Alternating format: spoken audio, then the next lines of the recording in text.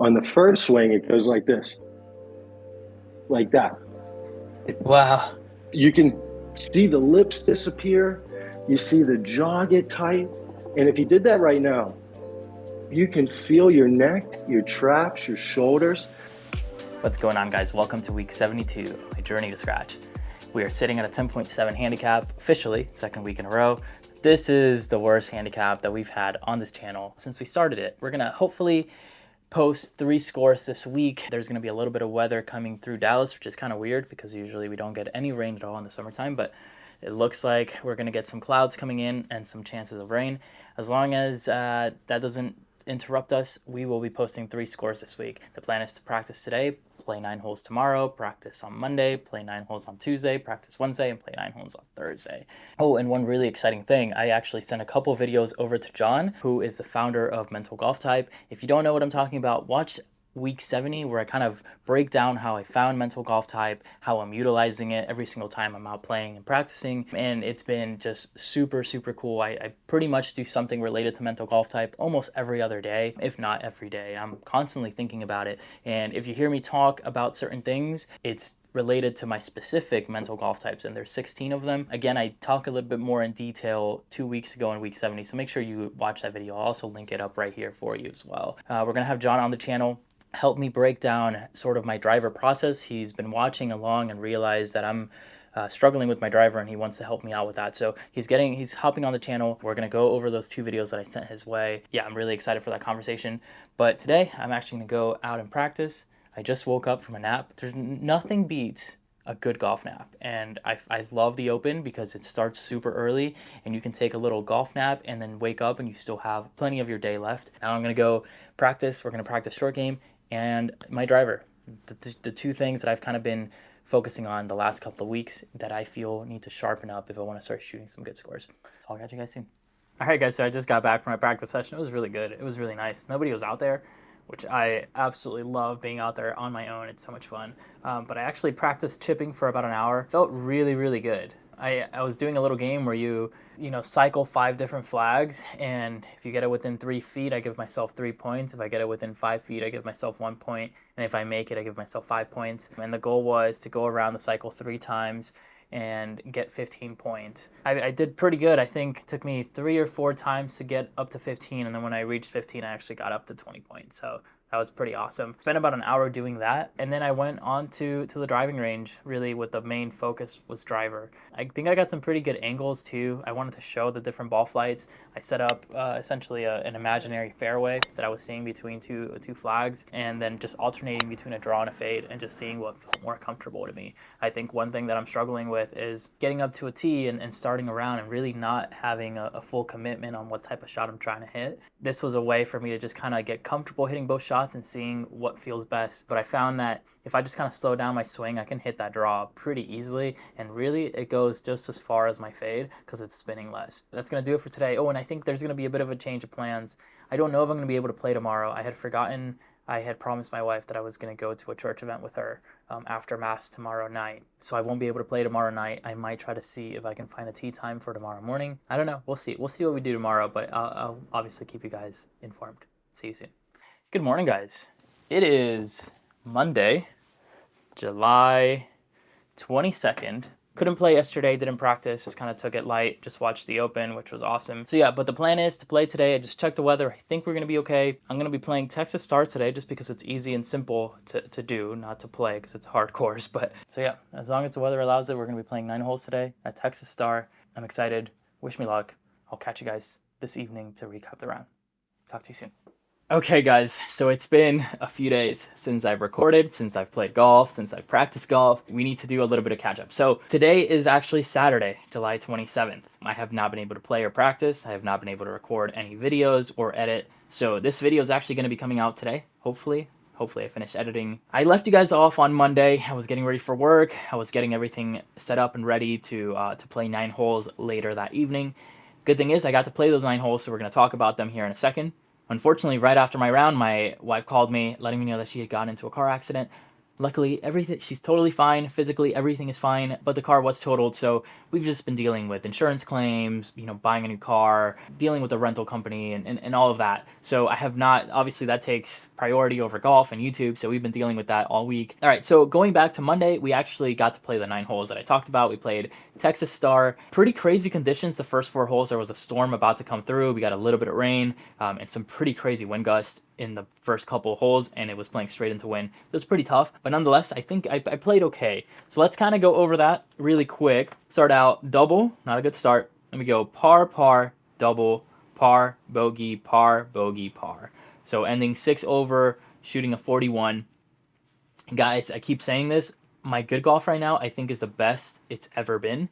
It's just my bad golf is not up to par, and it's really I'm really struggling to keep my head in the game when I am off position with a tee shot. Guys, my approach game has never been better. It feels so good if I give myself a good look, if I give myself a good position, middle of the fairway. I am hitting that green more often than not. Yeah, it feels really good. I mean, I think on number 3, the par 3, I put a 9 iron to about 6 feet. On number 5, I put a 7 iron to about 6 to 8 feet. And yeah, so those are really good things to see. And then, like I told you guys, on number 2, I had that beautiful hybrid from 190 yards out and put it to 15 feet, which is fantastic. So yeah, so that's it. So I shot a 41, 6 over 41. I'm pretty sure I entered the score in on the USGA app. Yeah, and my differential was 11.7. So my handicap index did not drop at all, but it didn't get worse either, which is good. So also, like I mentioned earlier in the week, I got to have a conversation with John from Mental Golf Type. He reached out to me asking for a couple of driver swings, really focusing on my pre-shot routine just to see how I was doing, because he's been watching the videos and noticed that I've been struggling off the tee. All right, so both videos are actually from the same round of golf. One of them was a really bad result. The other one was a pretty good result, and we'll dive into why that may be in my conversation with John. But so the first video was from hole number 2 at Texas Star, and it produced just like a super far right miss. And then the second video was from hole number 7, which is a par 5, and I hit a beautiful little draw. So again, bad result and good result, and we'll dive into why that may be. But John took a look at both of those videos and kind of compiled a list of things for me to work on, all regarding the pre-shot routine. Guys, I hope you enjoy my conversation with John. Really quickly, my mental golf type is INFJ, so introverted, intuitive, feeler, judger, okay? If you don't know what this is, go down in the description of my video and click on the link to take the test to figure out what your mental golf type is, because what we're going to be talking about today, most of it is intuitive stuff. So if you're not an intuitive, you may be needing to do the complete opposite of what John tells me to do, okay? But nonetheless, I hope you guys enjoy the video. Let's break it down at the end. I did see some really interesting things in your shot process that we can improve, and you're going to be playing and scoring much better here really quick. So first off, once you tee the ball on those, it's almost like immediate into rehearsal swings. Okay, so what I would do is first off, once you tee it, but I'd like you just to take a moment to be right down your target line and really kind of engaging your zone, or taking a moment to create your ball flight right there. Like, what are you seeing and what are you wanting to create? And just Awesome. starting the process with your end goal picture, because what it looks like is it's very linear in the way that you're trying to approach your shot process. It looks like you're pegging it and then it's right into rehearsal and then kind of step. I'd almost like you to start more end in mind and get clarity there. Why this is important for an N is in fMRIs, they showed kind of like when an N was given a task or we start invoking our intuition, what happens is it almost lit up like a Christmas tree, kind of like a star on top of the Christmas tree was the main idea. And then you'd see the brain go out through the reference points. Okay. So what's important for you is always to start with the end goal. So now your intuition is connecting all those reference points from your swing to your practice to times that were similar to all these points. If we're starting that linear process, which is like, okay, make a good move here. Well, now that is all swing related, and the brain's going to begin branching out to just references relating to the swing. That's okay in practice and things like that. But in a golf situation, when we're looking at a shot as like an equation, the swing is only a small portion in what that is for a successful shot. And the only thing I saw with your rehearsal swings, I like your rehearsal swings, actually, your continuous motion. That's fine for an end. It's not letting you micromanage a part or a piece. I think that's fine. But I think what's missing there is it's too swing oriented and it's not more of a feelization picture or rehearsal where you're like, hey, my intention is this nice draw, holding that draw in mind, and then now allowing the body to start synchronizing that motion to your end goal picture. Perfect. It looks like it's more just feeling the swing, but I would like you to try to allow that body to be governed by more of your mental image, and you'll Perfect. see a better connection there. The only other thing, like physically in that yellow zone, you're off angled on your target line. Okay. So again, on that first swing where you sliced it, go back and look at that video and look at where you're pointing. So your ball's here, but you're pointing right down that path. And it's almost like rehearsing that mental picture. Then you sidestep and then line into your target. I would just say work on creating the same visual, a similar line. So as you're sitting back there rehearsing your swing and holding that flight, it's that same visual. Here's one habit that you could break that will be helpful. Once you're doing your rehearsal swings, you're taking a really like 3, 4, I don't even know, steps backwards now to realign with your target. Okay. Again, there's a lot of time for you to now disconnect with your swing feel there to entertain a lot of intrusive thoughts. Try to work more in a vertical line. So it's like the furthest point, like where you step back to, that's probably more of your area. Directly in line with your target, you're setting up your zone or your window, your goalpost, right? Then we'll take a step forward and be about 6 feet, 4 to 6 feet behind the ball, again in line. Now make your rehearsals here, and then just try to stay posted right there. And that's where we're going to start the commitment line. And it'll be a lot more efficient. And it's like, I'm down, okay, boom. And it's less of a walk into the ball, less opportunity for alignment to get off, and it's a lot more helpful from there. So it can get a lot more standardized for you, and then that sequence from commitment line in, it becomes the same thing all the time. Two other things that I saw. One, it looked like on that second swing where you hit it well, you had a nice breath at the commitment line. The first one looked a little rushed, but again, I couldn't really tell. But again, allow that to be setting the pace. So when we're at that commitment line, now we're just going to softly engage our zone.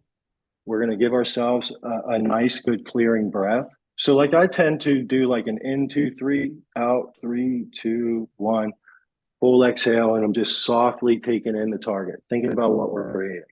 Perfect. We're walking in, and then at address, 2 things. Your first swing, you have a lot of tension. Your second swing where you hit it well, you have a really relaxed jaw, and you can see there's no harbored tension in your swing. Okay, so what I want you to do is review those videos. Watch your mouth at the moment you take your club back. Okay, on the first swing, it goes like this, like that. Wow. You can see the lips disappear. You see the jaw get tight. And if you did that right now, you can feel your neck, your traps, your shoulders. Now, this is harbored tension. That driver you're swinging is not as heavy as what you're making it to be there. So that's a lot of extra tension. And now when you watch your action through the ball, it's tighter and it just gets kind of pushed out to the right. Second one, it's darker. You can see the shadow, but you can see your lips. So you finished it and your lips are like this. Wow. All the way through the swing. So again, no tension here in the arms. Again, better swing. So what we can do is I would like you to start working on a breath routine because it's going to help you with the last point.